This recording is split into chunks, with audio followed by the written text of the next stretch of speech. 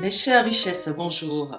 Aujourd'hui, j'ai décidé d'entamer une série de vidéos sur les idées reçues, sur les Noirs, sur la communauté africaine, les idées que nous avons reçues, les idées que nous avons gardées, et essayer de les regarder à partir d'un nouvel œil.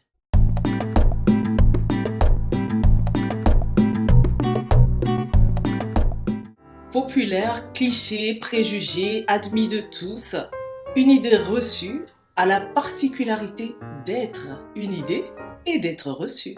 Ça veut dire que c'est une idée qui vient de quelque part, une idée que vous n'avez pas forcément expérimentée, mais que vous avez accueillie et gardée, et vous en avez fait vôtre.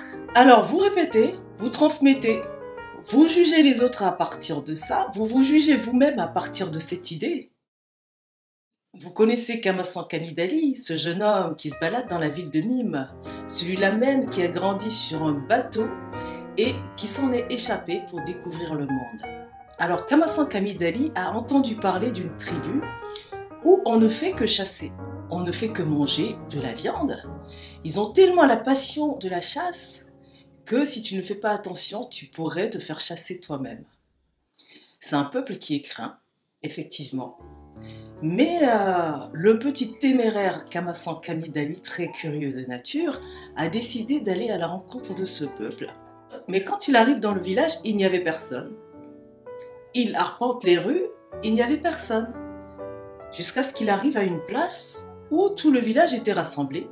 Il dansait. Tout le monde dansait, c'était la fête. Une charmante dame qui vient à lui et qui lui demande « Mais qu'est-ce que vous faites là ?» Kamasan Kamidali lui dit qu'on m'a dit que vous faites que de la chasse et moi j'ai envie d'apprendre la chasse, je m'étonne de vous voir danser. Et la dame lui dit mais aujourd'hui c'est la fête de la moisson, nous dansons. Kamasan Kamidali est encore plus étonné. Comment ça se fait que vous fêtez la moisson si vous ne faites que manger de la viande? Ça veut dire que vous moissonnez quelque chose. Oui, cher jeune homme, nous mangeons ici des fruits, des légumes. Nous mangeons toutes choses, nous mangeons de la viande. Mais ce fait que nous sommes de fins chasseurs et nous transmettons nos techniques de chasse à nos enfants de génération en génération et nos rituels autour de la chasse sont tellement spectaculaires que ça accroche les regards, les esprits et les gens ne retiennent que ça de nous. Et du coup, à force de répétition, il se dit désormais partout que nous ne faisons que ça. Mais est-ce vraiment vrai? Alors voyons voir si les Africains ne font réellement que danser. Observons donc. Moi j'ai grandi en Afrique, j'y retourne de temps en temps. Quand je rentre au pays, je ne vois pas les gens en train de danser dans les rues, ni même dans ma maison. Et là je me dis que mon mental doit me jouer un tour. D'où me vient l'idée que les Africains dansent trop et qu'ils devraient arrêter de danser. Et j'ai visité d'autres peuples, d'autres pays, partout les gens dansent. Ça se peut chez vous, les gens dansent tout le temps. Dis-moi dans les commentaires, quand est-ce que les gens dansent chez toi? Quand je regarde, je vois que la danse, c'est bon pour le corps, c'est bon pour le mental, c'est bon même pour l'esprit. La danse est bonne pour la mémoire, elle est bonne pour la coordination, le rythme. Et les danseurs professionnels témoignent que la danse est bonne pour la confiance en soi. La danse crée des liens sociaux. Il est scientifiquement prouvé que la danse entretient la plasticité neuronale et ralentit le vieillissement. Les régions auditives sont fortement liées aux fonctions motrices du corps. Et quand on a une perturbation à l'oreille interne, il y a dysfonctionnement dans l'équilibre physique du corps. De toute façon, danser c'est un acte primaire, un acte primitif. Il n'y a qu'à mettre de la musique pour un enfant pour voir comment il se met à dandiner tout seul sur le rythme. Le corps lui-même, c'est un ensemble d'instruments de musique et le cœur est le tam-tam qui donne le rythme. Alors c'est vrai, les Noirs savent danser, ils aiment danser, ils ont le rythme dans la peau. Ce n'est pas un péché, c'est les secrets de la mélanine. La mélanine a ce pouvoir de créer rapidement une connexion avec le monde vibratoire. Tout est vibration, tout est énergie. Et quand le corps se met à mouvoir au son d'une musique, c'est une vibration qui s'harmonise avec une autre. C'est une harmonisation avec le monde subtil, la nature, les plantes, les autres humains. C'est pour ça que, arrivé à un stade, on peut rentrer en transe tellement on sait harmoniser avec le tout. Mais alors, si ça fait autant de bien de danser, pourquoi devrons-nous arrêter de danser? Alors, observons le quotidien de l'Africain. Moi, quand je regarde, peut-être que c'est autrement chez toi, laisse-moi un commentaire pour me dire. Moi, je vois les Africains de 7h à 17h au bureau, à l'école, au marché, ou en train de faire la popote, préparer la maison, s'occuper de leur famille. Et ils sont debout déjà à 4h ou à 5h au plus tard, en train de faire quelque chose de leur journée. Quand est-ce qu'ils dansent alors? On peut les voir dans les bars le soir, on peut les voir le week-end, dans des festivités, dans des cérémonies. Et d'ailleurs, c'est ce que je vois en Europe. Les gens dansent dans les pubs après le boulot, les gens dansent le week-end, les gens dansent pour les fêtes. Et il y a des tas de fêtes dans l'année, plein d'occasions pour danser, pour faire la fête, pour boire. Alors si les Africains sont en train de danser aux mêmes heures que les autres, ça veut dire que le problème se trouve probablement dans le temps de travail, dans le temps de productivité. Aux heures où ils travaillent, sont censés travailler de 7h à 17h, quel travail, quel métier ont-ils choisi de faire? Quelle est leur productivité? Donc il ne s'agit pas d'arrêter la danse, mais de réviser ce qui se passe dans le temps de productivité. Et ce qu'ils produisent, le travail qu'ils ont choisi de faire, dépend de ce qu'ils pensent d'eux-mêmes, de ce qu'ils pensent pouvoir faire, jusqu'où ils pensent pouvoir aller, et quelles sont les portes qu'ils peuvent ouvrir, les capacités qu'ils pensent pouvoir avoir eux-mêmes, et le rôle qu'ils pensent pouvoir jouer dans la société. Et ces limites qu'ils se donnent dépendent de l'éducation qu'ils ont reçue, ça dépend de la culture à laquelle ils sont soumis, et cela dépend grandement de l'éducation scolaire qui leur est dispensée. Alors d'où nous vient donc cette idée que nous dansons trop et qu'il faut arrêter de danser? C'est probablement les médias. Les premières images des colons, des touristes, tout ce qui a été rapporté comme image de l'Afrique vers l'Occident, ce qui est diffusé en priorité, et ce qui fait que nous-mêmes en production, c'est ce que nous produisons pour plaire aux autres, pour pouvoir les vendre aux médias. Nous vendons notre tradition, notre culture, nous vendons la danse, ce qui leur fait plaisir. Et ça fait que dans leur tête, nous ne faisons que ça. C'est ce qu'ils nous ont retourné, et c'est la seule chose que nous pensons vendre aussi de nous-mêmes, ce qui fait que nous ne voyons que ça, et nous pensons que c'est ce qu'il faut arrêter pour que le reste change. Mais est-ce vraiment vrai?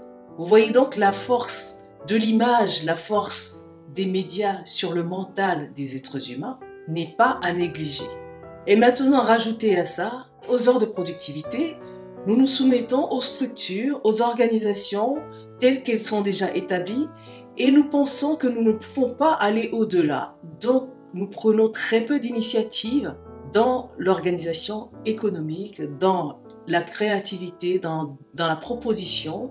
Heureusement, j'ai confiance, les choses commencent à se décanter et il y a de plus en plus de jeunes qui pensent qu'ils peuvent faire au-delà de ce qui leur est donné à l'école ou de ce qui leur est présenté dans leur univers immédiat.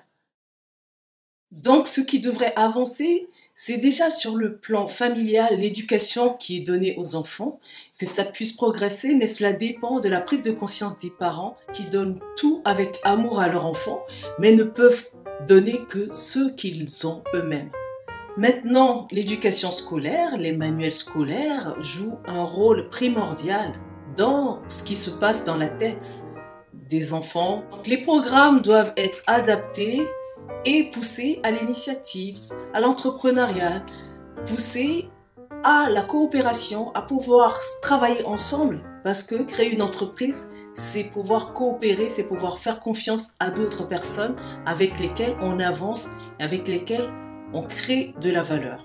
Ensuite, les médias, bien sûr, les médias apportent de la matière, un conditionnement au public. Donc les programmes des médias devaient être révisés de sorte à ce que ça donne envie aux gens, des témoignages d'entrepreneurs, des reportages sur des jeunes qui créent, qui inventent, qu'il y en ait de plus en plus pour donner envie à d'autres jeunes de créer aussi.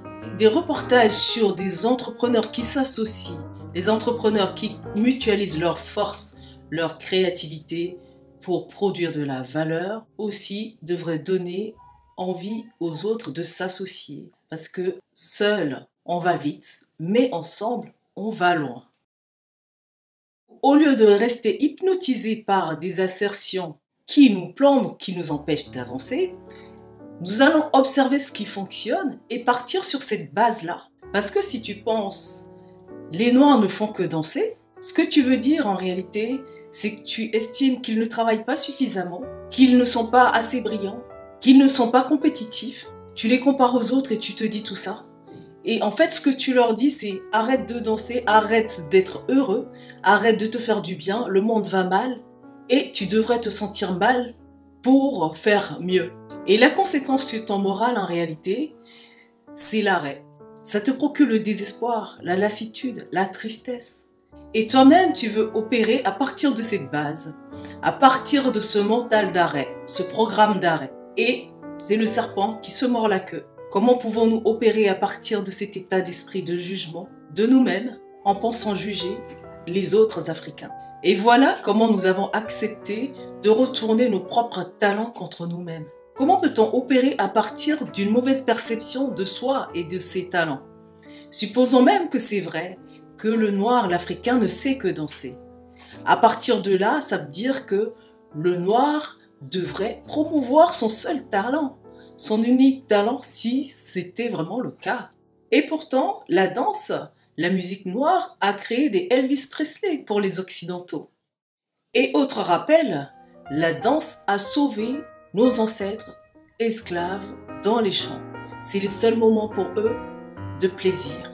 Ces moments de plaisir, de joie, de reconnexion au divin, de reconnexion à soi, ont permis d'avoir un mental de survie à travers des siècles d'atrocités. Alors qu'est-ce qu'il faut faire? Disons oui, assumons. Les Noirs aiment danser, les Noirs savent danser, ils ont le rythme dans la peau.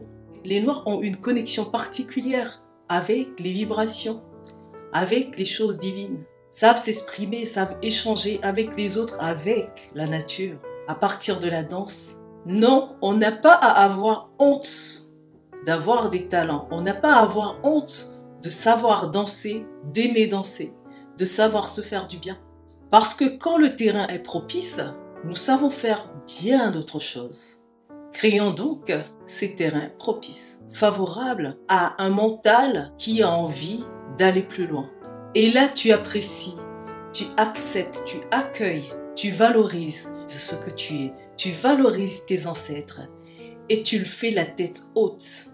Tu opères à partir de cet état d'esprit. Oui, tu sais danser, oui, tu aimes danser, mais pas que. Et si tu te dis que tu ne sais pas danser, pourtant tu es noir, tu es sûrement l'exception qui confirme la règle. Dis oui, les noirs savent danser, mais moi je vais encore apprendre.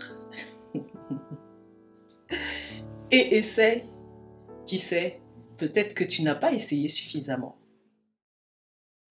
Et pour finir, un proverbe de l'écrivain Hafid Agoun: danser en temps de guerre, c'est comme cracher à la figure du diable. Alors danse, sois heureux et crée à partir de ce bonheur. Tu es un créateur, tu as le pouvoir de changer ta perception des choses. Tu changes ta perception des choses, tu changes ton attitude mentale, tu changes des actions et tu changes ainsi les résultats que tu obtiens.